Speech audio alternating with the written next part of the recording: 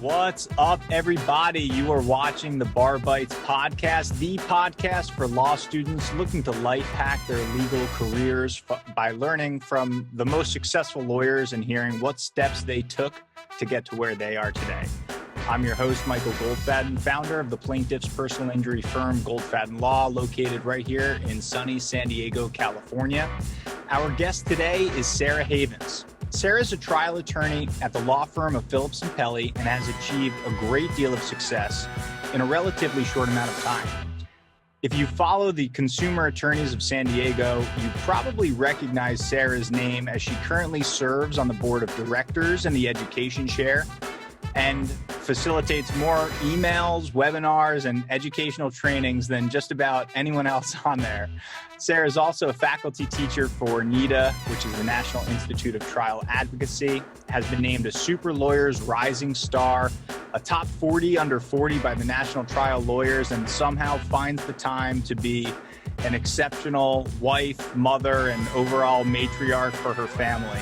Sarah, thanks so much for taking the time out of your very busy schedule to be here with us today. Thank you, Michael, and thank you for that introduction.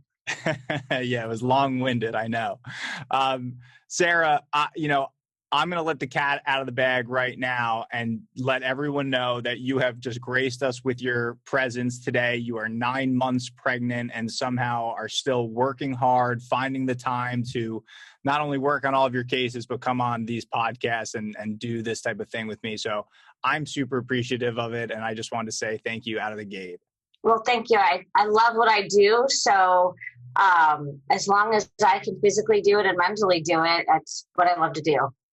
All right. Well, that's awesome. I told you before we get started that if you need a break or anything today, you please just let me know. I'm happy to do it. And then we'll just kind of take from there. Okay.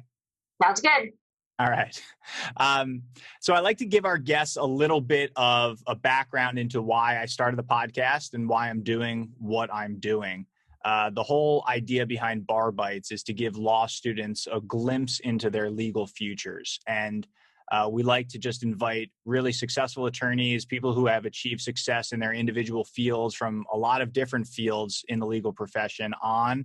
And I want you to tell us about your career path, some choices that you've made to get to where you are today. And I think a lot of our students that are tuning in today will probably be tuning in because they want to hear from a successful female attorney who has achieved everything that you've achieved and still maintains this work-life balance of starting a family and raising kids. It's an element to the law that I don't think a lot of men have to deal with. And so, my first question to you is why? What's your why behind why you chose personal injury law and why you chose this career path? And then maybe talk to us a little bit about some of the implications about being a mom in a career path like this. Well, I think the first and most important thing is that you really need to enjoy what you do. I've heard some judges say, if you love what you do, you never have to work a day in your life. And that's really critical. And I think a lot of law students go to law school because they didn't want to go to medical school, or they think it's an easy ticket for financial success or, security. And it's a lot of hard work. And if you don't enjoy it, then you really shouldn't be doing it. So it's important to find something that you find purpose in and that you enjoy doing. And it may or may not be plaintiff's work. A lot of people, we've had people come through this firm, and I've seen other lawyers who this isn't for them. Maybe working in a corporate setting is better. We work with individuals that are injured through no fault of their own. That's everybody. That is, highly successful business people or, homeless people or people who are not, they're all walks of life. And it's a challenge to work with them, but it's also rewarding. So it comes with its challenges, but when you love what you do, the things that are difficult, I used to snowboard professionally and I hated getting up at 5 o'clock in the morning, or having to go out and dig big jumps. And there's a lot of things that you don't like doing, but you do them because the reward you get from building a jump or landing a trick makes it all worth it. So the number one most important thing to me is find something that you love doing and see how you can make money doing it. Okay, so I have to pause for a second and ask you about that. I had no idea about this background in snowboarding. A professional snowboarder, you say? Yeah, slope style snowboarding. What does that mean, and how did you get into that? So I got into it because I went once when I was young, 16. That was in the 90s though. So you could start at 16 when they were just building parks. I fell in love with it. I always loved dancing when I was younger, and I just loved it. Riding park, I loved. So my sophomore year of my sophomore year of college, my freshman year of college, I went to San Diego State, and I competed every weekend in amateur competitions. And I just, like I said, find something you love doing and then figure out how to make money doing it. So I moved up to Tahoe, went to school there. I stayed in Tahoe for many years in Mammoth, and then just traveled competing. I tried to make money doing professional snowboarding, and it's not quite as lucrative as lawyering. So when the girls that I used to teach, like I do now with law, I've pretty much transitioned the passion. It's very similar. It's very competitive. You're scared shitless 90% of the time. You wonder why you sign up for competition and you're terrified and you're scared and it's exciting and you're shaking and you promise yourself you're never going to put yourself through that hell again. And then you land and you get to the end and then you can't wait to sign up for the next competition. Oh my gosh. So it's just like trial work. I know. Well, I do think it is a lot like legal work in some degree. I mean, what I find our guests usually have is if there's one commonality amongst our guests, it's a background in some type of sport when they grew up. Right. And I've noticed that too. Yeah. And unlike most of our guests, though, where, they were involved in some type of team sport, like we had a guest on who was a goalie on his soccer team. And we talked about how that may have led to him wanting to start his own law firm and being a leader on his firm. Snowboarding is very much an individualistic sport, at least from my perspective. So, I think that, correct me if I'm wrong, but you would have to be a pretty driven person to do what you're saying, right? To get up early in the morning each day, to dig out the jumps, what are you saying, and to do all of that sort of thing. Do you feel like that thrill seeking and that individual drive translates really well to the law and to trial work? Absolutely. I think it translates almost identically to trial work. They both are independently driven, but you also work in a team manner as well. So as plaintiff personal injury attorneys, we're often alone, sort of. Even, I'm at a firm with other lawyers, but they're my cases, but you still work together. So similarly with professional snowboarding, you might be competing against your best friends, but you're what's the saying they say is a high tide rises all boats, right? It's the same thing in the legal world. Even though we're competing for clients, we all care about the standard of the legal profession, just like we cared about female snowboarding and the standard of, what women were doing. For a while, it was like backside threes. And we've had to push past that and get to what you see now. Jamie Anderson, I've known, she's the best female snowboarder in the world. I've known her since she was about 7. And when you watch her runs that she's done this year, it's insane. And you feel a part of that, like I was there the first day she learned a backside 3. And when your friends, like my friend Jamie Simpson just got a $7.2 million verdict, and we've tried cases together. It feels like a team sport, even though it's an independent sport, because you push each other so that you achieve greater together, if that makes sense. It does. And I'm wondering, that drive that would drive you to do an individual sport like that, Did you always have that? Was that something that was instilled upon you by your parents growing up, your teachers growing up? How would your parents and teachers describe you as a younger child? Definitely was not instilled by my parents. That was just something that was natural. In fact, they tried to steer me away from dance, but had friends. We danced together and compete, and they tried to steer me away from gymnastics and then snowboarding and even law. They didn't want me to go to law school.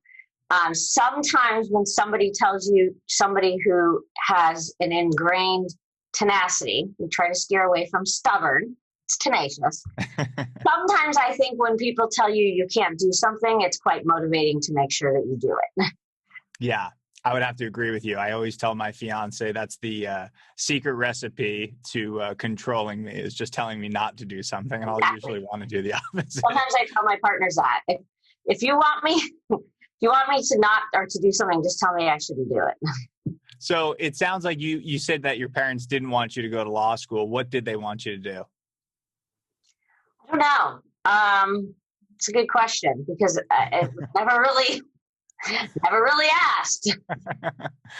And where did you grow up? I grew up in Sherman Oaks in LA, the Valley. Okay. So you're a California native. Yeah, Southern California native. And then I went to San Diego State, and California, 100%. And now I've seen you sent me over some of the work that you've done in on your legal cases, but were you always a good student in high school and college, or was being studious something that came later in life for you? I think it kind of came naturally. I didn't realize that until later, but I didn't have to try as hard to get better grades. I always really enjoyed school. I've always enjoyed learning, and the social aspect that our poor kids right now don't have. So I've never really, I wouldn't say studious so much, but it wasn't ever really a big struggle. And I've always enjoyed school. I loved law school. Yeah. Well, bring us into law school then. Tell us a little bit about what went into your decision to go to USD, and really, like, what classes did you take in law school that you think were really influential for you in your legal profession? So I followed the find what you love to do and just figure out how to make money doing it. I love San Diego. I've always loved San Diego. I surf, or I did then. I haven't much lately, but I surfed a lot and I'm very active. So I only applied to schools in San Diego, and USD was the best school in San Diego. So that's how that decision was made. And then for USD right there. You could surf in law school. And so that's how I picked USD. It was just the best law school here. And then as far as what classes I picked, oddly, I thought I might do something criminal, like criminal defense. I did not think I would want to be a trial lawyer. I saw trial work as acting, which, having born and raised in LA, was as far. I didn't like the fakeness and, putting on a show. So I did not see trial work in my future at all. But I took civil litigation and I loved it. I loved the logic. I'm a philosophy undergrad, so I loved the rule part. I really liked civil litigation. So from there, I loved evidence. And then I took, I think, the legal skills class where you do a trial. And I realized it was not like putting on a show. It was performing. It was competing. It was exactly what I'd been doing for the last 10 years or more, because I was a dancer before then. And it was terrifying and exhilarating. You did a lot of preparation and then you performed. But not fake acting. It was performing. So as soon as I took that class, I fell in love with it, and then it was just off to the races. Did you have any professors that you took here at USD, or take any sort of internships or anything while you were here that you might recommend to students who are now in law school, who are still trying to figure things out for themselves? Absolutely. I don't know which ones are still there though. So Alan Schneider was very active in the trial program, and he's also still very active in NEDA, and so is his wife. I don't know if they still run those programs, but the lawyering skills program was phenomenal. I took the next one, advanced trial advocacy, which was taught by Michael Washington, who now is a Superior Court judge, still a very good friend of mine.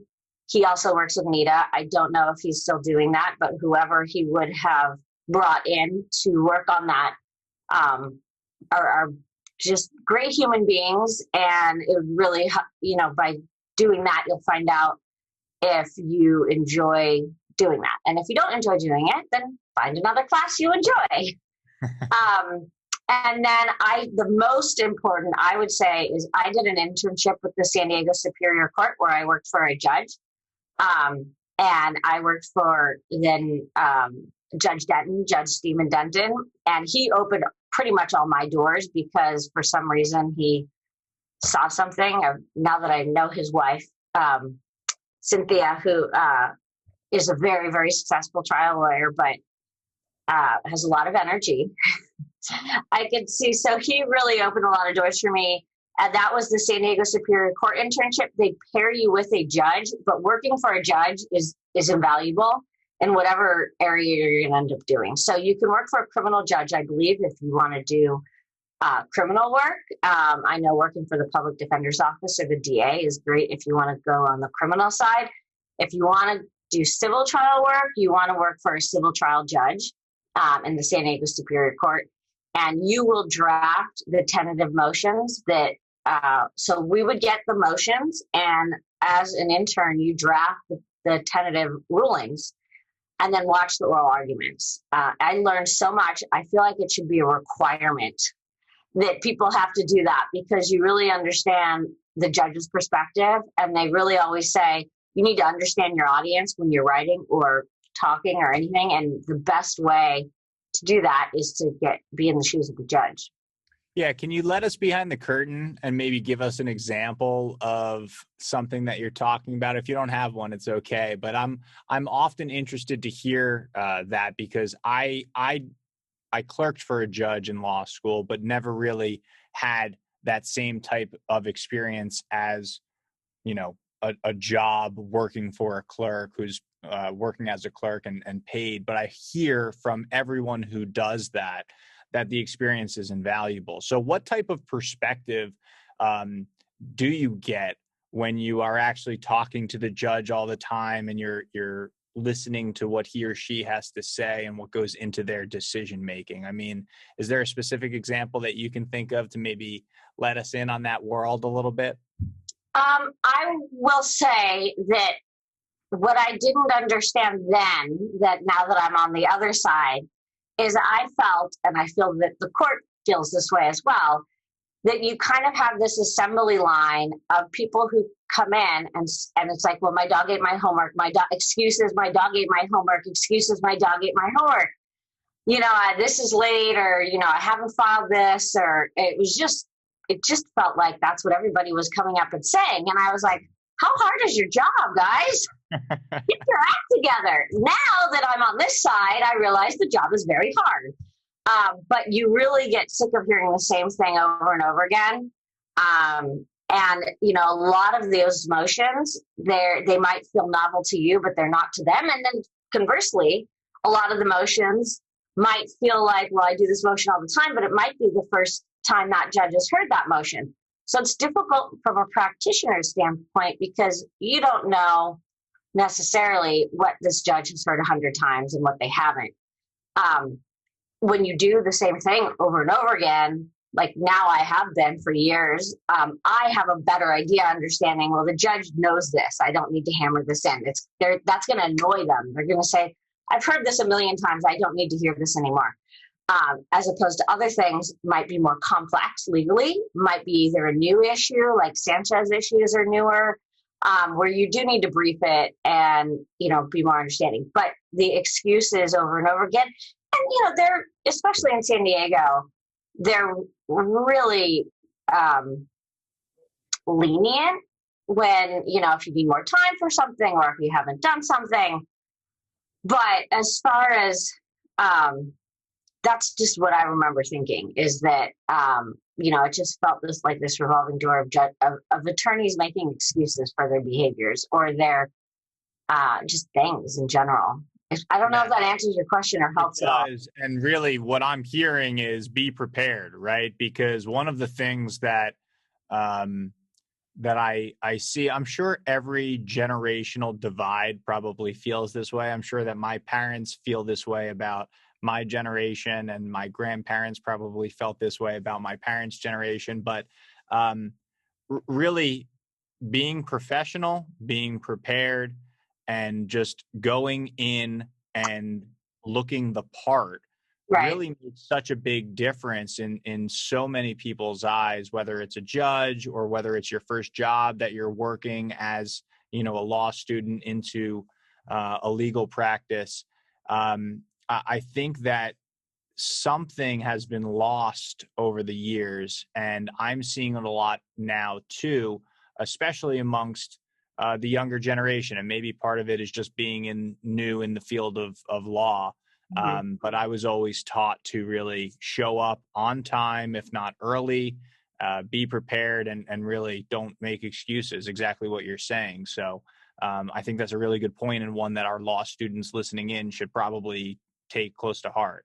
I remember noticing, then when I would see those attorneys at events or something, I would be like, oh, I saw you argue a motion last week, and remembering those, you remember the good and you remember the bad. And you don't want to be remembered for the bad. And I'm not to say that, they understand if something happens, something happens. Here's an example I can say from the practitioner standpoint. We had miscalendared somehow a CMC or some sort of hearing, and it was in Taylor's department, and it wasn't on my calendar, and I didn't appear. And that's not like me. And so they set, I think, an OSC, because I hadn't appeared. And when I appeared for the OSC, I explained it to Judge Taylor, and I said, I'm really sorry. Also, fall on your sword when you do something wrong. Don't make excuses. Don't try to cover it up. Just say, I am so sorry. We started a new program. I don't know how this happened. I've taken steps to make sure it won't happen again. I'm so sorry to, waste the court's time. I apologize, just fall on the sword. And he said, well, I have my notes, and I know that I told everyone in the gallery, that was when we used to go to court. I know Miss Havens, and she wouldn't miss an opportunity to go to court or something to that effect, because he knew me and he knew that this was out of my character, So, he was fine about it, and he dismissed the OSC and gave us trial dates. So get a reputation for the good, not a reputation for, you'll get a reputation one way or another in this town. You'll be remembered whether you always are filing stuff late or whether you never are. And then one thing happens and everyone says, that's fine. I understand, but don't try to cover it up. Don't try to make excuses. Do not blame your secretary. Do not blame anyone else but yourself. Take responsibility. Take steps to make sure it doesn't happen again. And then, Yeah. One piece of advice I got from the judges who swore me into the California bar was it takes a lifetime and a career to establish yourself and gain a good reputation. And sometimes it can only take a moment to be remembered and be known for your bad reputation. So I like that you owned that one little misstep, and the judge already knew you for your good reputation. So I think that's really important. Sarah, I grew up in a family of attorneys. I had my father, who was an attorney, who brought me to trials when I was young, and I sort of got to see some of the things that you're talking about. I would see sort of behind the curtain. He would bring me into the judges' chambers and do some things that I now find invaluable. But it it would let me in and know what I could do in a motion and how I can argue in front of the judge versus I think some people who aren't familiar with it, who want to make those arguments and just don't think that they can or don't think that they have the ability to. Did you ever have a mentor growing up or in your young professional life, that you could look to and ask some questions that you might not have found out the answers to on your own? So, well, I did have many mentors, which is the reason for success. But I was the opposite of you. I had never been in a courtroom prior to law school.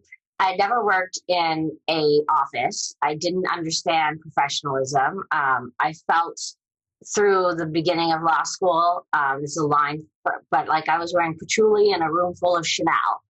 I did not. I don't quite understand it, but I think I know the reference. I was just completely out of. I was just an oddball. It was like I was wearing purple and everyone was wearing black.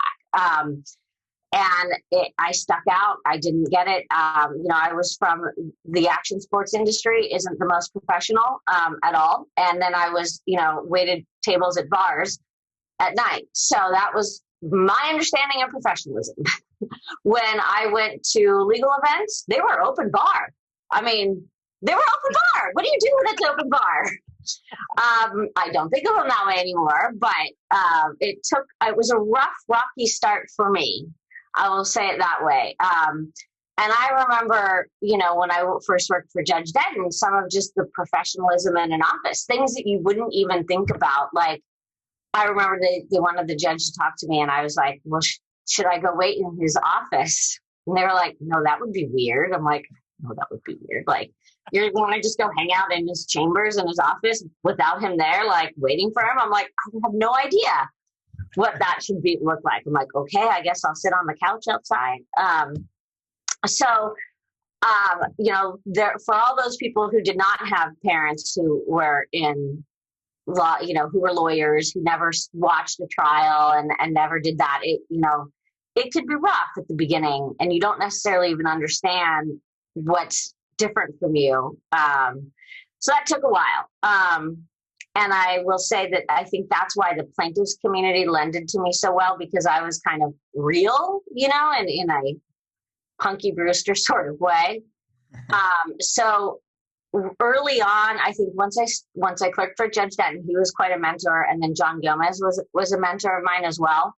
He tried a case while I was working for Judge Denton, and I just felt that was another life-changing moment for me, as I watched him do an opening and then start a trial on 776 called The Defendant, and it was life-changing to say. And I was just hooked after that. I was like, that's what I want to do. And he didn't seem like a lawyer. He seemed like a normal person. And I saw him do that. And, he talked normal, and he talked to the jury like they were normal. And I was like, well, I can do that. I didn't know, who he was or anything, but it just seemed, he didn't seem like a lawyer. And that resonated with me. I connected with that. But when John's in front of a jury, he speaks differently than when he's in front of a judge. And so I had to learn that, you really need to know your audience, and there's a different Miss Havens who's in front of these people and a different Miss Havens who's in front of a judge. And it took a while for me to learn that. And by, mentors really helped me with that. Well, it's interesting that you mentioned John, because it seems like his influence over the San Diego legal community, it knows no bounds, right? I mean, we've had probably 3 or 4 guests on already who have been partners at Gomez Trial Attorneys, who are now starting their own thing and finding success in their own right. Did you work for John at all, or was he a mentor that you could just turn to with legal questions and that sort of thing? Or was he just a mentor in the sense that you saw him in action while you were working for Judge Denton and tried to emulate some of the things that he did well? He was a mentor, but then I did work for him. So after I worked as a law clerk while I was in law school. And I was able to, follow him on some trials and mediations and just watch the inner workings of them. And then through that, Jim Youngman also became a mentor, who was his partner for a while. So after I clerked for Judge Denton, and then Judge Denton actually got me in the Wellesino court, so I met quite a lot of people through that. I saw John Gomez try a case, and I was just glued. And he's very attentive to what's going on around, and so he would see me in there writing notes. Literally, I would sit in court and I would write verbatim what him and Judge Denton would say, because the way they spoke was just different. But so I would literally write down what everybody was saying and review the notes. And then after his trial, I ran into him literally on the street, and he recognized me, and I, of course, recognized him. And I was, congratulations, I've got so many questions. And he said, well, why don't you shoot me an email and we'll meet up and I'll answer all your questions. So I emailed him, and he responded and said, yeah, do you want to email me your questions before, we meet? And I had like 25 questions, like very detailed questions. And so I emailed them to him, and he's like, well, I'm glad I asked ahead of time. I'll be prepared. And so we met, and then we became friends. And then he offered me a clerkship while I was in law school. And, and then we've been friends ever since. Oh, that's fantastic. In a mentor kind of capacity, now more as friends. But he opens up his courtroom for us to work. I'm in the Trial Lawyers College community in San Diego. We meet there. Well, we used to meet there once a month, and now we do it by Zoom. But he's so helpful and really likes to give back, and will always, lend an ear, round tabling a case. So I'm appreciative for, all of that. I think that we had, I mentioned that you work at Phillips and Pelley now. You've talked a little bit about some of the clerkships that you've had in law school. What was kind of your path to Phillips and Pelley, or where did you first start working out of law school? Was it there? Did you start there right away, or did you have some jobs in between? No, so when I started, it was right after the crash, and it was very difficult to find work. So I imagine that law students coming out right now might soon be facing a similar situation.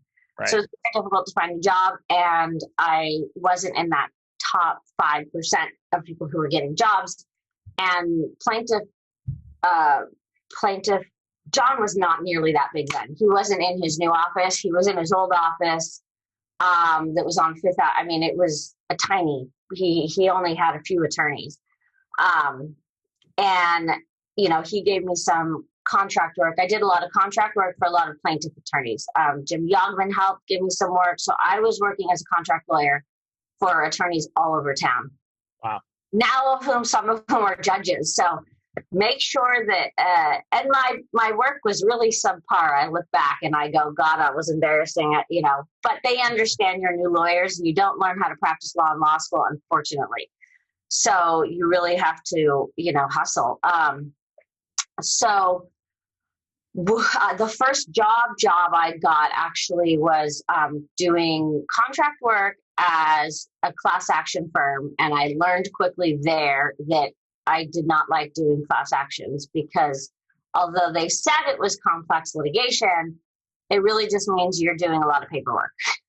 And you don't use the evidence code that much, and you're never really, going to see a trial, or very rarely. So I was looking more to do trial work. And Jim Youngman knew Sean Simpson, who needed a lawyer. So I worked with him for about a year, I want to say. And then I was just offered more money at another plaintiff's firm. So I worked there for 3 years. And then I came here 5 years ago. It was a good opportunity. It was more autonomy. And now I'm a partner here. So it just allowed more autonomy. I think in those first 5 years of practice, you're really just cutting your teeth and needing to learn. And there are a lot of positions at a lot of firms that are perfect for 5 and under attorneys. And then you just kind of outgrow that in some firms. So made more sense for me to be where I have my own caseload. I could work them up, have more freedom and autonomy. And so that was 5 years ago. I started here and bought a house down the street. So I think I'm down up here for a little while. Yeah, I think that something that you mentioned is certainly true, right? I mean, I'm seeing it with law students now, just the difficulty to find jobs. Not only is the market saturated with attorneys, but there's an economic downturn, and I think a lot of students are finding that struggle that you have identified a real thing that they're going through now. One of the things that I want our listeners to kind of take away from this is it seems like you're the type of person, and correct me if I'm wrong here, but that is willing to scrap and do what you need to do in order to achieve success, right? If someone's going to tell you no, you do the opposite because you set your mind to something and you want to accomplish that thing, and no one's going to, take you off of that. I kind of feel like a fortune teller when I say that, but I'm just getting that impression from you. I would think that there's probably a lot of good that came out of you doing that contract work that you were talking about. It looks like you've made a lot of contacts, that you met a lot of successful attorneys who needed that contract work done at the time. And now these are all people in the relatively small field of successful attorneys in San Diego who now know your name and recognize what you are doing. So I would think if there's any message to take away from that, it's that, don't ever underestimate who you're working for and who you have working for you. And really, the people that you might think you're just doing an odd job for every once in a while, they might be really important people that will come back at some point later in your life. So, I mean, am I off base with any of this, or are you kind of with me? You're spot on, and I can give you just one example, actually. So one of my very first contract jobs that I did, and I would do anything, right? You're doing anything. And understand, when you first practice law, you suck. You think because you passed the bar, you're on top of the world. New attorneys I say they're like baby rattlesnakes. They bite everything, and they think that or like they have little dog syndrome, like they have a loud bark and they think that they are these like pit bulls, but they're not. And you suck. So even though you think you don't, you do. So I got a contract job and I did some discovery responses, and I poo-pooed it, and I was a little snot. I was. And I, was like, oh, this is lame, paperwork. I'm better than this. This is paralegal work. It's not, okay? Take everything you do with pride. And I submitted it to who was then as an associate at the firm, and she redlined everything. And I felt a little bit like, but I don't know why she even didn't just throw me to the curb, because to be honest, she should have. And then she kind of took me under her wing and took me to a CMC. And I still have told her since then, I'm so sorry. I was such a snot. I was such a little, snot is what I was. But let's fast forward. She ended up being in a car accident later on and asked me for help, which I, of course, did. I ended up, her younger brother was an intern for us a while back, and then she has since then referred me cases, and now she's a federal magistrate judge. Oh, wow. And I have cases that she sends me. So I feel terrible for being such a punk-nosed snot, but apparently I redeemed myself somewhere along the way, and now, she's a source for cases, and she's a federal judge. So and she was an associate at the time, and now I, will likely be before her, begging her because I missed a deadline or something, I don't know. But every single person, you might think, oh, they're not, but this is a small town, and you might be before that person. They might be a judge, or you might need, some sort of, it just all comes around full circle. So don't be not-nosed punk like I was. And even taking that story from her perspective, I actually find that to be a really common trait amongst the most successful attorneys that I talk to, is this just altruistic ability to provide some type of pay it forward service to another person, right? Or another individual. And I think you kind of have to toe that line as an attorney, where people will come to you with every single question in the book looking for any type of advice. And I think a lot of young attorneys are often warned, when you go home over Thanksgiving and your family hears that you're in law school now and you're a law student, they want legal advice. So you don't really want to give advice out that's unwarranted. But I think that what I find is no matter how successful or how busy the most successful attorneys are that I talk to, they're always willing to pick up the phone and lend an ear, like you're talking about John Gomez, who is willing to roundtable out, cases that you're working on, or offer his courtroom up to you if you want to practice in there. I feel like a lot of the successful people I talk to have that trait. And it sounds like this magistrate judge certainly wanted to help you out and comes back to you and looks for advice. Now, I'm sure you do it with a lot of younger people as well. It's just important for our younger listeners to hear that.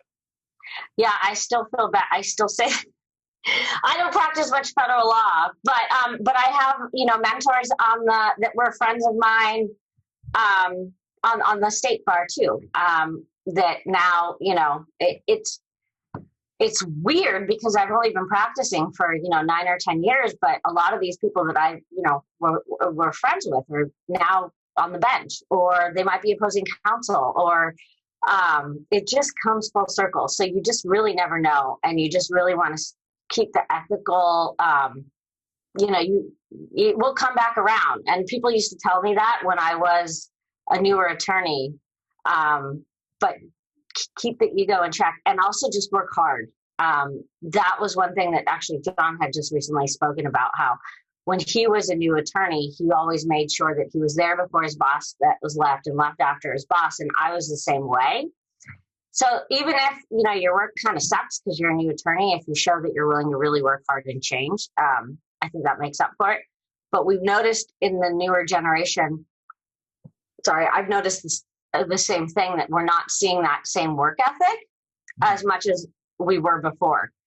And we've kind of stopped doing internships a lot because we're seeing that so much that it's just, people are less reliable, I think, than they used to be.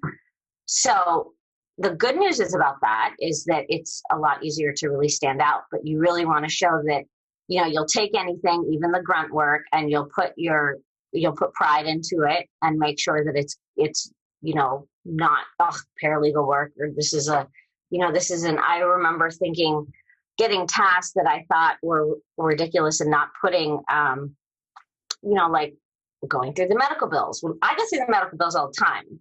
And that's like the most important part, that they're accurate.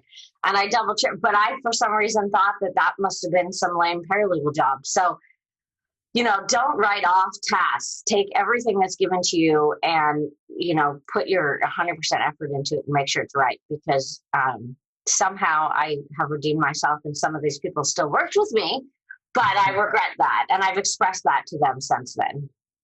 Well, Sarah, you've obviously, you've been recognized not only by your peers in that sense, but you've been recognized with many accolades that I rattled off a few of them in your introduction. Is there one that stands out to you as the most meaningful? I know that you can be nominated for a lot of different things, but sometimes it's not even the most prestigious award necessarily that means the most to someone. Is there anything that you've achieved as an attorney that you've been recognized for that has meant the most to you? Maybe a couple things.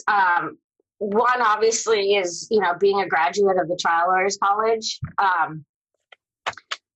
So I graduated from the Trial Lawyers College in 2015. And can you tell us about that a little bit? Because I don't think many law students know what that is. So just give us a quick background and then tell us what it entails. Right. So Jerry Spence, who's now in his late 90s, I believe, he's a famous trial lawyer. He started his own college in the early 90s out in Wyoming, and you go there for a month.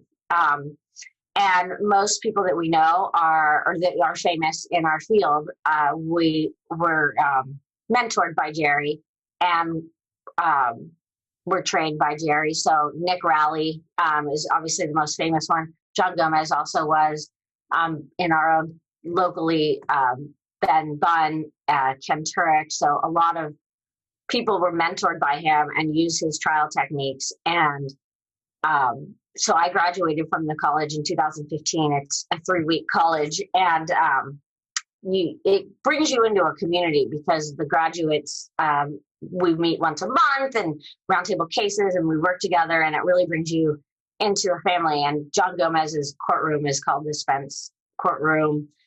So it brings you into a community that you wouldn't otherwise be able to do. And you have to apply and get in. But then this last year, the trial lawyers college and Jerry Spence kind of divorced.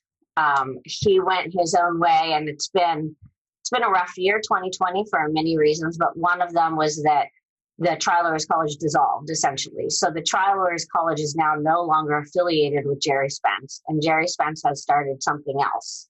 How come? There's a lot of litigation. That's not even an hour presentation. That's all right, that'll be on the next episode. in my opinion, this seems to have been the year where a lot of people's egos swallowed the person. I mean, we saw that, unfortunately, I think with Jerry and with Trump is the biggest example ever. And that's kind of one of the lessons I was almost just talking about, is that, not letting the ego. Girardi, Tom Girardi, that obviously happened with him this year as well, or last year, and there's a lawsuit regarding that. And it's been sad to see, and hopefully we've all learned a lot to it, but that will never be, like, you can't graduate from the Jerry Spence Trial Lawyers College anymore. So that's something that I have that, you can't have anymore. Plus he's so old, he'd stopped going to the college anyways.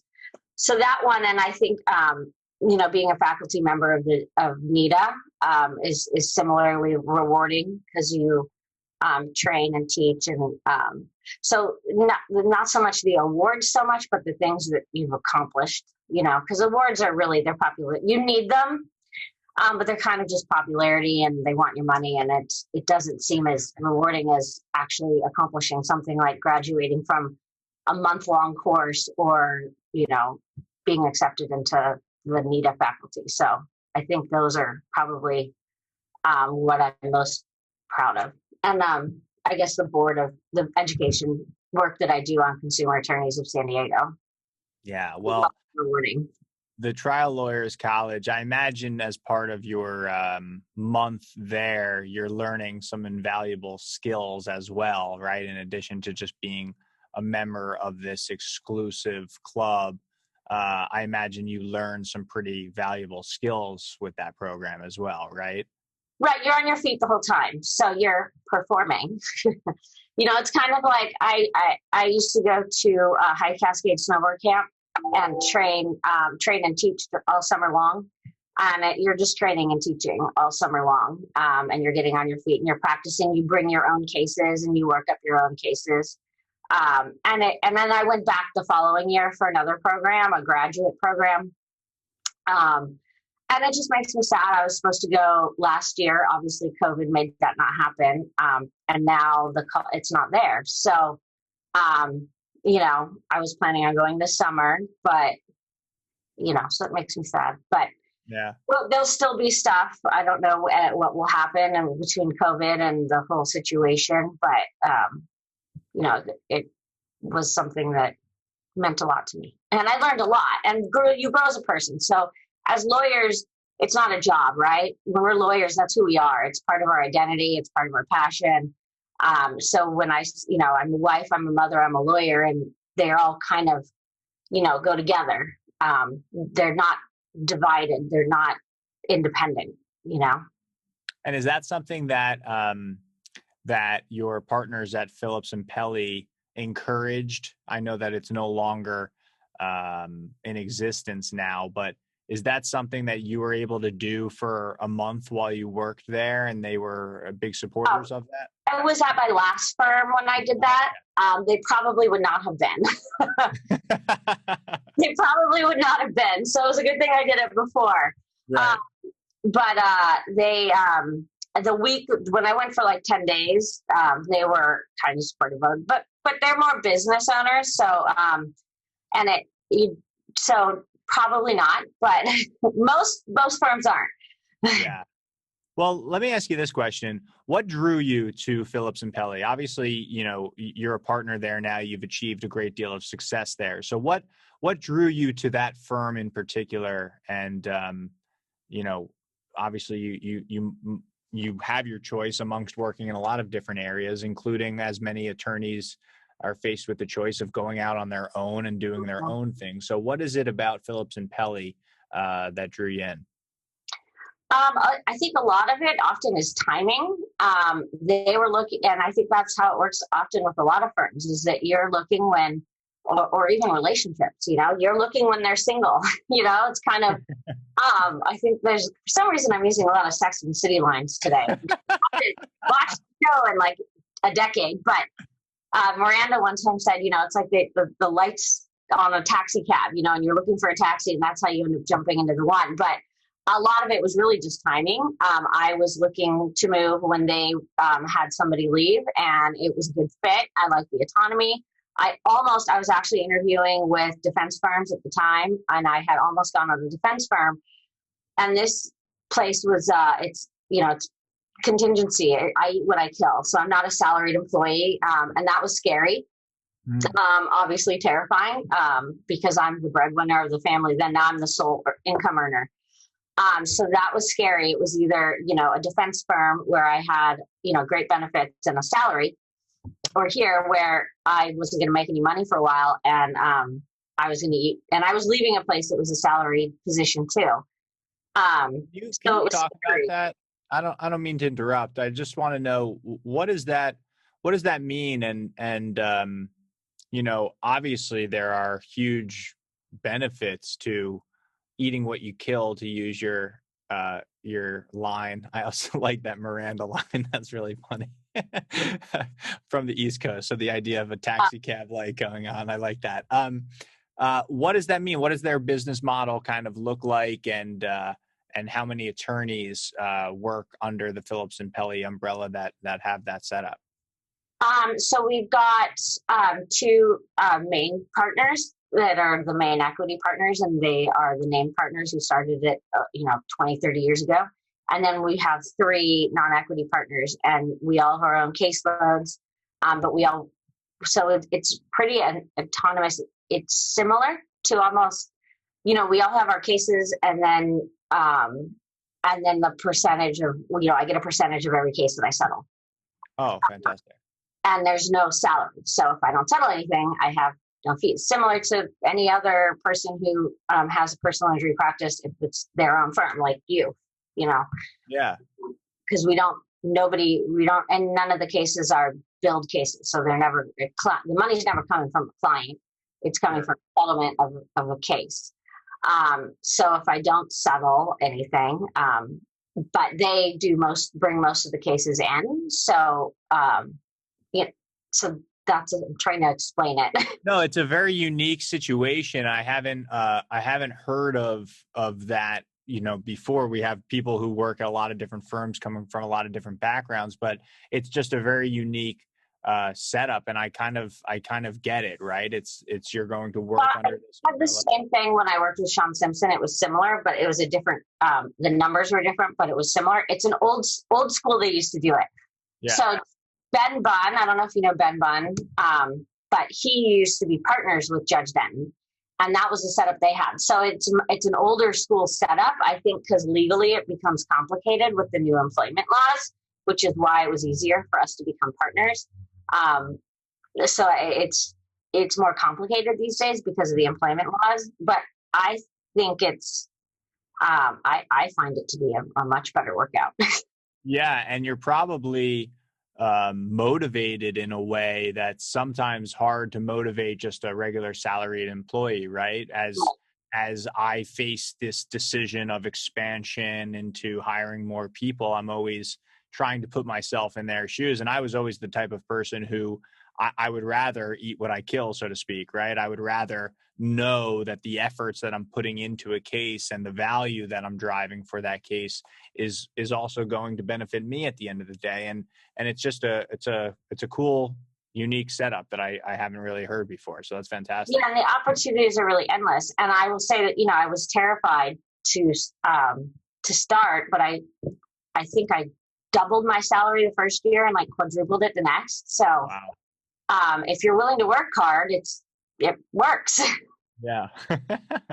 And Sarah, I think I talked to you in the beginning, and I want to touch on it again. I think that, you know, correct me if I'm wrong, but I think that the perception about the legal community is this old school mentality driven by masculinity. And I often hear concerns from our viewers about what it means to be a woman entering the workforce who wants exactly what you've achieved, right? They want to work hard and achieve success as an attorney, but they don't want that to necessarily take away from building and starting a family. So what has your experience with that been? Obviously, you have been successful as both an attorney and a mother, and soon to be new mother. Mhm. So, or mother again. So, can you talk to some of our students about that, and really talk to me about a side to the law that I don't necessarily have an answer to or can speak to? So I don't know if my opinion's different than others because sometimes I disagree with people on this. But well, one, I think what we all do agree with is it hasn't changed much. It's still male driven, and that's still the case. But the way I look at it is I don't see us as different than men in that respect. But I'm also a working mom who, like, trying to think of the best way to explain it is that, you know, a lot of men will work late and not be the ones who are, you know, going necessarily to the plays or dropping them off at school or picking them up at school. So if you want to be the parent, whether you be the dad or the mom, if you want to be the parent who's going to be there for everything, this probably isn't the best line of work. Or you want to start your own firm. If you want to be the parent and you're okay with being the parent, where neither parents are doing that and you have hired help, or my husband's a stay-at-home parent. So he's the one who takes them to school and picks them up. And I don't feel any mom guilt about that at all. So it really just depends. And I don't feel like I sacrifice that with my son. So I think it's quality over quantity. Sometimes, especially before COVID, you know, I wasn't around. I was out of town. I was working and I wouldn't be there as much. But when I'm there, I'm there. And Frank Avila spoke about this one time too. That, you know, sometimes when he's in trial, he doesn't get to see his kids much. But when the trial's over, he, you know, makes sure that they get a lot of time. So it really more depends, in my opinion, on the kind of, you know, parent you want to be. And I think it's difficult as a trial lawyer to be there all the time. And you know, so that's kind of the tug of war that there really is. I'm not somebody, I hated maternity leave. I'm not somebody who wants to be, I don't cook, I don't clean, I don't take care of a house. It's just not my gig. And it never was. And I don't know how stay-at-home parents do it. I commend them. Some people want to stay at home with their kids and they want to do that. And that's just not my cup of tea. But I love my kids and I love having fun with them, but I don't like cooking them and making their lunches. So I think if you want to be the parent, and this shouldn't be a gender thing. This should be which parent is going to be there. And for us, you know, both financially, it worked better that my husband would be home more, and that I would be able to work more. If you want to be the parent who stays home, there's nothing wrong with that, but you can't be working till late at night and speaking at conventions and traveling all the time. So, you know, there are definitely some examples of women who do it all. But to me, I'm trying to move away from this stereotype that because you're the mom, because you're the woman, you're doing all the household stuff and all the work stuff. That's where we need to move away from that. But I find that a lot of women still take on that role of being, you know, when the kid gets sick at school, who are they calling? Are they calling mom or dad? And there's still this stigma that they're calling mom. And it's like, well, that's great. I'm in trial, you know, like, so at my son's school, they contact both of us, but they typically contact my husband. I just like to be on CC'd on the emails. So it really just depends on the family structure, I think, that the family's going to do. But that's something that is still super problematic. And the biggest thing that bothers me is that it appears to be that parenting is a fun, cute, adorable hobby that dads get to do and a necessity that women have to do. It's like people are like, well, how do you do it all? It's like, well, how does that guy over there do it all? Right. You know, like, are you just expecting that I'm the one doing everything where he gets to, you know, go out for cocktails after work and happy hour? And it's not like, hey, don't you need to pick your son up from school? Right. So that's a stigma that we need to learn, that dads should have more time with their kids too. So I think that's what we need to change, is that it's not a mom or dad thing. It's just a parent thing. And, you know, that is problematic to me, that when people see my husband, you know, with my kids, they're like, oh, he's such a hands-on dad. It's like, yeah, because he's the dad. Like, that comes with the gig. Yeah. He's so great with them. Like, hello. That scares me a lot, that there's this stigma that the mom is supposed to, if the mom's the working parent, she's also supposed to be the parenting parent, the primary parenting parent. I think that's really well said. And I hope that you get a chance to meet my fiance one day, because I feel like she shares a lot of your points of view. And I would have to agree. I think that there is that stigma that exists, and it's really important. We're in 2021 now to kind of get away from that. Right. I would imagine that the autonomy that you have at Phillips and Pelly probably makes some of what you're talking about a little bit easier, right? Where it might be an attribute that some of the law students that are listening in or watching today might look for in one of their first jobs, and not really, again, that structure that exists there is one that I think is unique. And you've touched on the fact that, short of starting your own law firm and making your own hours and being your own boss, what does your work-life balance look like when you are concerned about starting a family, right? And the same, I have those same decisions that went through my head when I first started out as well, because I was very concerned about that, right? This Right. work-life balance in a very highly demanding job. So I think that it's an important attribute to look for in a first job. And I would guess you would probably agree with that too, right? Well, I think in your first job, you're working your butt off. Like, that's just the way I did it. And I kind of feel that, you have to earn that a little bit.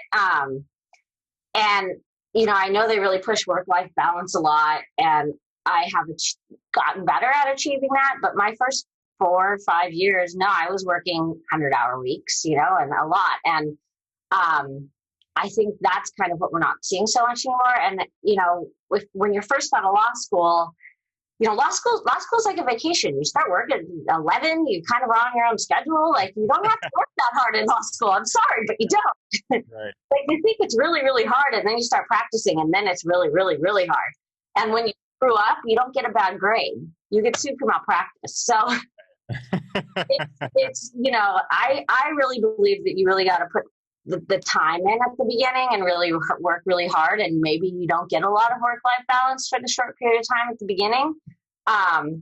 But you need to kind of fall on your own, because you're not going to be knowing what you're doing. It's going to take you a lot longer to do things at the beginning. And then you kind of earn it later on. Like, we wouldn't offer the autonomy at our firm to anybody in their first couple of years, because they just you haven't earned it and you don't know how to do it. So you really need to, start at the bottom and work your way up, and be grateful for all the opportunities, and that will get you far. But now, for example, frequently he gets off work at 3, and we usually have lunch. Not work. My son always says, "Mommy going working, Skylar going working." We're all going working.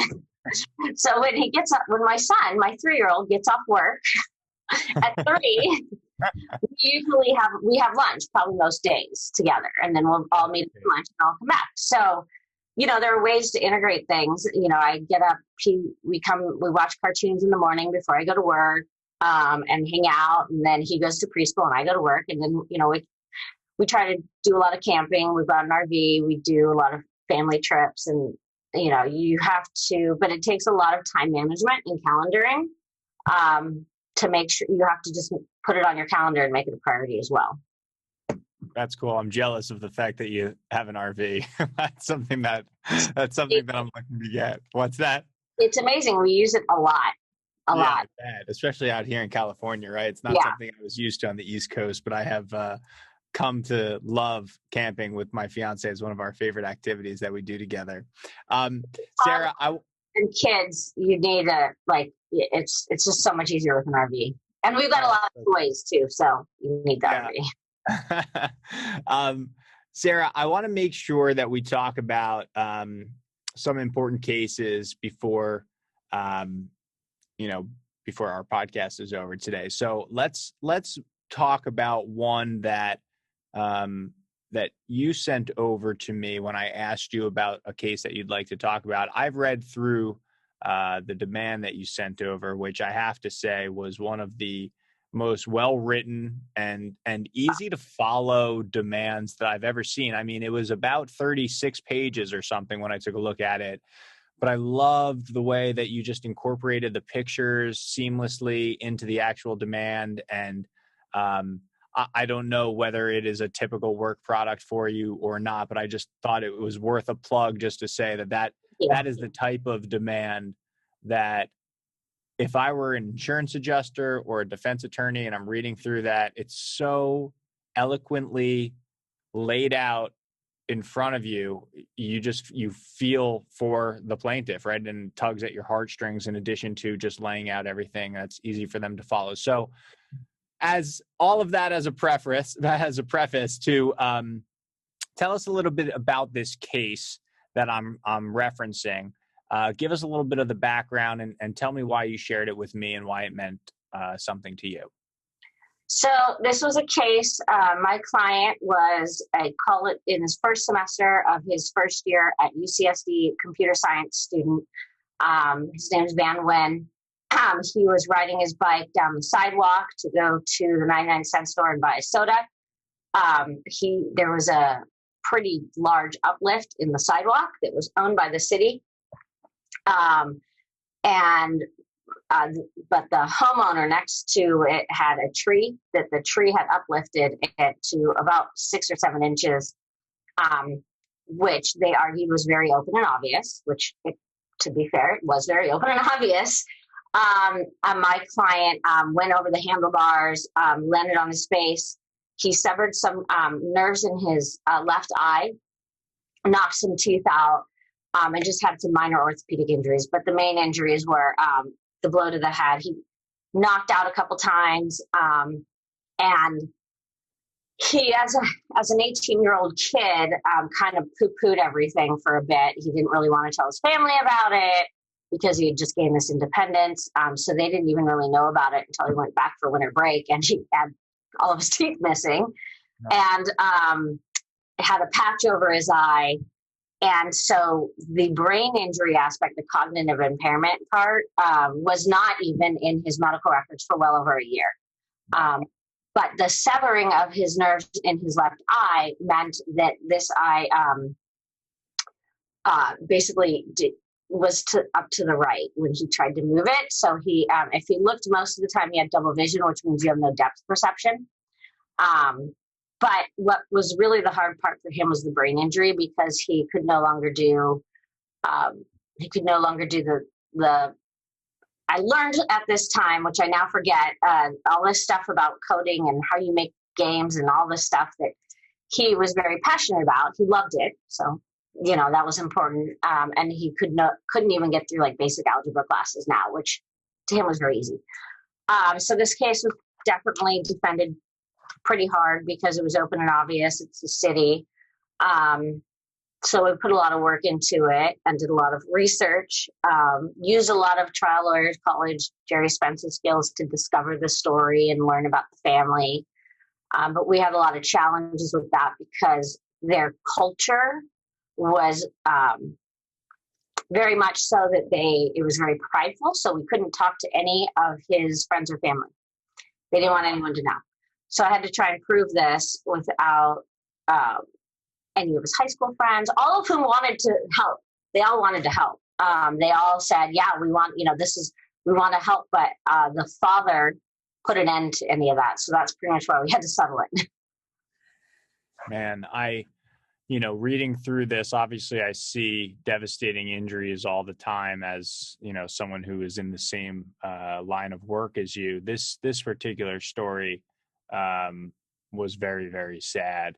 And, I think that you've already explained it, that this is a brilliant kid who had a very, very bright future that, due to some negligence on the part of the city, he now has a brain injury and can't do basic math when he seemed to be somewhat of a math genius before. So it's really, really difficult. But one thing that seemed like it was going to be a large issue in this case, and I don't know how far you took it until you ultimately settled it, but when you describe this uplift in the sidewalk, just for our people who don't know what that means, can you just explain what that is and why it was an issue of, the city, whom I know that you wanted to be responsible for this uplift for a number of reasons, versus why the city wanted to deflect that liability onto the property owner and the theories of liability there. Right. So the law states clearly that if you they built the sidewalk, and if you ruin the sidewalk with your tree or if you hammer it, or then you're responsible to repair it. The homeowner had tendered their homeowner policy early on, so that's why they weren't involved anymore. And so the city said it's not our fault; it's the homeowner's fault. And the homeowner did have some responsibility there. But if you own, maintain, or act like it's your own, essentially, if you manage, maintain, or control a certain area, then you are also essentially responsible.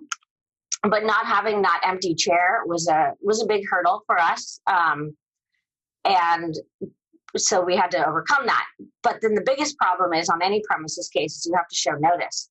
And what we were able to do in this case was prove notice, which is usually the hardest part of a case. And they ended up admitting to notice on that one. So that's a whole seminar in and of itself. Well, without getting into the whole seminar, I saw that you use this cartograph system in order to pull records from the city's assessment program. Is that something that you have used for a while, or that's been familiar to you, or was that something unique that you used in this case? I have researched other cases. Brett Schreiber had done a city case, and so he had uncovered it, just scratched the surface of it. He knew that there was some sort of sidewalk assessment program. He hadn't gotten as far as I had gotten into getting the evidence that I had gotten. I took what he had learned and uncovered and set like 5 sets of written discovery, hammering out like all this stuff, and just peeling away and scratching away. I spent hours Googling online. In the city, you can find a lot of this stuff, public knowledge online. And so I was able to uncover, what they did, how they did it. Most of it I actually got through written discovery. I did a lot of depots to uncover how these were working. You take a depot and then do more discovery to get the documents. So that's how I was able to uncover how they did all that. It was pretty document heavy. Yeah, and ultimately you were able to find out that there was a person from the city who was put something in their computer system saying that there was an uplift in the sidewalk over 2 years before this accident took place, right? In order to show notice. Right. I thought that was brilliant. The other thing that I thought was brilliant was you clearly hired some type of investigator or expert to research this area. And one of the most telling pictures that I saw in the demand was the city actually fixing this sidewalk and this problem with their uplifted sidewalk after the accident took place, which I think a lot of people would immediately think to themselves, well, that's a subsequent remedial measure, and maybe, we wouldn't be able to use that in court, but you were actually using it to show notice. and notice here, right? So that's one of the exceptions to that rule. And I just think that you picked up on so many things that we learn about in law school and we see in a textbook, but it was a great example of how to prove ownership in a premises liability case, which are notoriously difficult cases to begin with, and obviously achieved a fantastic result for your client. As far as demands, that's another thing that early in my career I thought I poo-pooed and I thought was paralegal work. And I think a lot of attorneys still believe that it's paralegal work. I don't. My demand, I think of as my opening statement. I don't want it to be argumentative. And this is a difference of opinion. This is why practicing law is a practice and why it's more of an art form than anything else. There's no right or wrong way to do it. I think about it as an opening statement. I want to present facts in an objective way because I don't have to argue my case because my case is so good. The facts should speak for themselves. So I try not to use a lot of colorful language if I can help it. Obviously, as plaintiff lawyers, we use colorful language and might say, something is significant or catastrophic. We love using these words, and I'll put them in there. But I try to make it as simple as an opening statement that a jury, so that they know, one, we're ready for trial, and how easy it is to digest. So my demands, I'm working on one right now, another brain injury case, actually. I do a lot of those. And they're like my artworks. They're like I put Sarah Flair on them. I'm putting on my Sarah Flair on this one right here that I hope to finish before the baby comes. Yeah, well, I will certainly try to wrap this up soon so that I can let you get back to that. But my question to you about the demands, because I think that this is something a lot of law students hopefully will get to see while in law school if they are working for any law firms. And I just want to interrupt real fast, though, because it's not just demands for plaintiff personal injury. I think if you're doing if you do mediations and you do a mediation brief, my demands are mediation briefs. I don't send a mediation brief. I send my demand. If you're doing any sort of mediation briefs or mediation, so basically if you're practicing law, that's what your demand should look like. It should look like you're trying the case to a group of eighth graders because that's the level of reading that they have, and then it's easy and simple to digest because it will show that you're ready for trial. So I think that that's a theory that we should use no matter if you're on the defense side too. That to anybody. I love that. I'm just wondering if you draw the line anywhere, right? Because obviously in a brain injury case involving an 18-year-old against the city, very deep pocket, you want to go all out in that demand because it's a very lucrative case. Do you do the same? Do you put the same effort into a rear end car collision type of demand, or where do you draw the line? No, I don't. All right, at least you're being honest, right? No, I don't. I try to. If it's a difficult case, and I think that they're going to argue me on some certain points, but if it's a garden variety and it's not going to persuade them, so it really depends on the case. It's got to be a case that's got some difficult things that I really need to overcome. But on some of those garden varieties, no, I would be working 1 million hours a week if that were the case. But it isn't necessarily whether or not there's a high value in the case. It's whether or not there are issues that I need to overcome.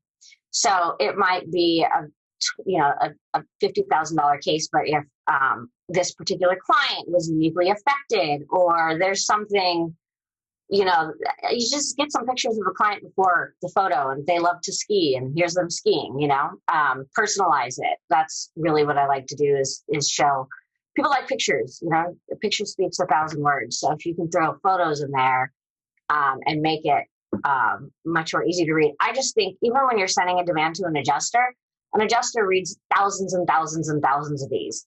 Absolutely. If you put any boilerplate language, a single even one word that's boilerplate, I don't put any boilerplate language in the ones that I personally draft because nobody, I'll just say this is a rear end collision. Liability is not disputed. I don't need the California Vehicle Code. Nobody wants to read the California Vehicle Code. So just those little things. I just try to put myself in the shoes of the adjuster reading it, knowing that if you send them a 2-page demand that's right to the point, they will read it. If you send them a 15-page demand, that has a bunch of boilerplate, they're going to skim right through it and just not even read. I love that because everyone that works for me, I tell them the same thing. I tell them, try to put yourself in an insurance adjuster's position who have hundreds of these coming in every single day, right? If you are not able to make them see why this case is unique in some way, even if it's a minor, tiny way, then they're just going to push it aside and give you minimum value the same way they're going to give every other offer out there minimum value. So really the challenging part of being a plaintiff's personal injury attorney who also sees this type of thing every day is pick out that one thing from your case that is unique and communicate it in a way that is unique for your audience, for the person reading it. I love that. Another thing I would say that, I just realized I need to go. Okay. I've got a doctor's appointment, but I'll just say you'd asked about the book, so I just want to bring that in real fast. Yeah, please. Demands is since they have to read so many of them, if they read one that they find that's entertaining, they are in a better mood. And the people who are paying you want them to be in a good mood. If they're like, I liked your demand, I'm like, thank you. And then happy. And happy people will pay you more money, whether they're a juror or they're an adjuster or a defense attorney. So that's my theory too. On demands, this book is Running with the Bulls by Nick Rowley. I don't know if have you read this yet? I have, yes, but yeah. I agree with you. It's fantastic. So you said, what books would you recommend? That's the one that's always on my desktop or close by. Yeah. And clearly from all of the Post-its that are in there, I can tell that it's something that you go to a lot. Gone through sometimes, yes. There's a lot of coffee spilled all over it. Sarah, I want to let you go. I know that you have a doctor's appointment to get to. I just want to thank you just for being an amazing guest today. I usually like to ask our guests, just to finish up, what they're most excited about. You have a lot of exciting things going on in your life. So if we want to keep this quick, just tell me anything in particular that you're looking forward to. Well, other than, baby brother being born next week, which I'm really looking forward to, meeting him and having a glass of wine. I'm really excited to see everybody again when this is all over. I'm excited. I really miss our legal conventions. I miss giving you all hugs and meeting in person. And I feel that we're getting there. So I'm really hope that by sometime in the next couple months, we can all collaborate in person and go back to in-person MCLEs and legal conventions, and because that really is what I loved and missed. And I miss all of you. I miss everybody. I love that answer. Sarah, where can people find you? Are you on Instagram, Facebook, Twitter? Do you have a website that we can refer to? Yeah, I'm on Facebook. That's pretty much mostly what I do. I have an Instagram account, but I don't. But you definitely can follow me on Facebook. All my groups are on there. Okay, and that's just Sarah Allison Havens. Say that one more time. Sarah Allison Havens. Okay, sorry, you cut out there for a second. Sarah, thank you for just being an amazing guest. I know the conversation ran long today, but you've been phenomenal and very, very easy to talk to. So I'm going to sign off. You've been listening to the Bar Bites podcast with our guest, Sarah Havens. I'm your host, Michael Goldfaden, saying thank you, and we'll see you again in a couple weeks.